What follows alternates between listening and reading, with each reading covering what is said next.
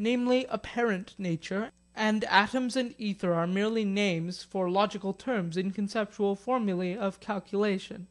But what is a formula of calculation? It is presumably a statement that something or other is true for natural occurrences.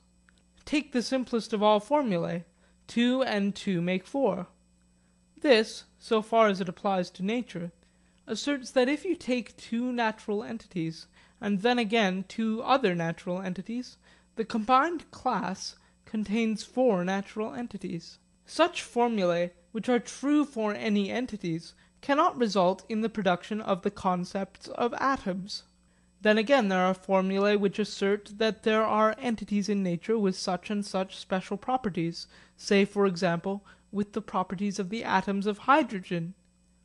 Now if there are no such entities, I fail to see how any statements about them can apply to nature.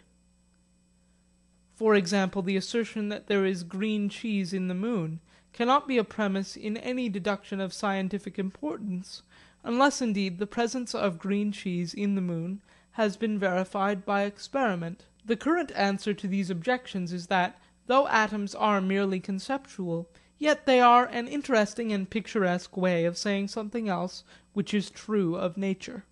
But surely if it is something else that you mean, for heaven's sake say it!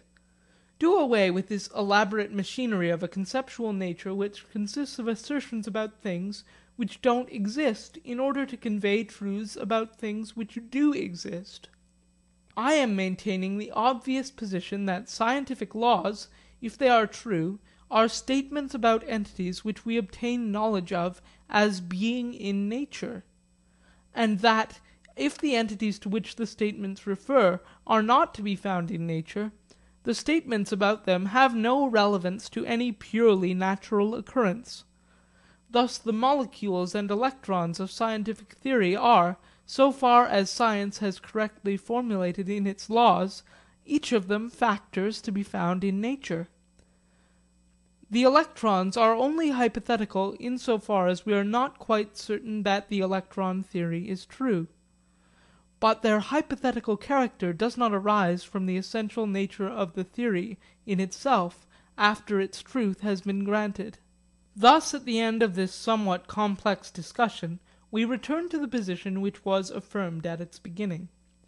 The primary task of a philosophy of natural science is to elucidate the concept of nature considered as one complex fact for knowledge, to exhibit the fundamental entities and the fundamental relations between entities in terms of which all laws of nature have to be stated, and to secure that the entities and relations thus exhibited are adequate for the expression of all the relations between entities which occur in nature. The third requisite, namely that of adequacy, is the one over which all the difficulty occurs. The ultimate data of science are commonly assumed to be time, space, material, qualities of material, and relations between material objects. But data as they occur in the scientific laws do not relate all the entities which present themselves in our own perception of nature. For example, the wave theory of light is an excellent, well-established theory, but unfortunately it leaves out colour as perceived. Thus the perceived redness or other colour has to be cut out of nature and made into the reaction of the mind under the impulse of the actual events of nature. In other words, this concept of the fundamental relations within nature is inadequate. Thus we have to bend our energies in the enunciation of adequate concepts. But in so doing, are we not in fact endeavouring to solve a metaphysical problem? I do not think so. We are merely endeavouring to exhibit the type of relations which hold between the entities which we in fact perceive as in nature.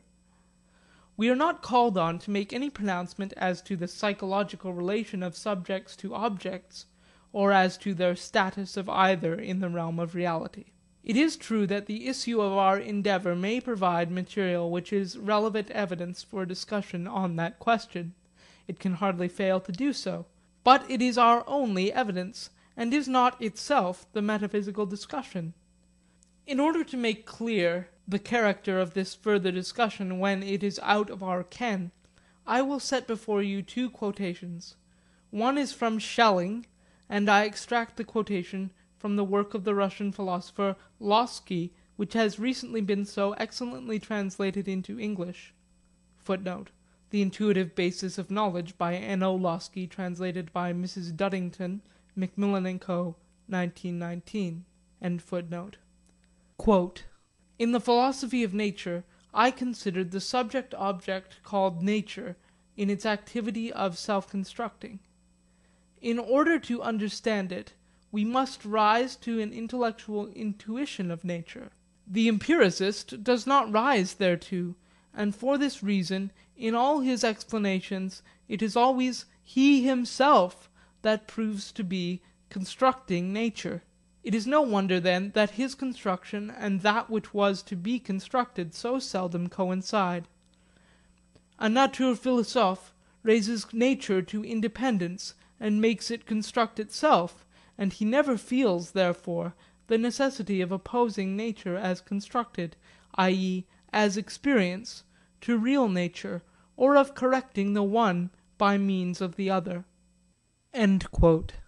The other quotation is from a paper read by the Dean of St. Paul's before the Aristotelian Society in May of 1919.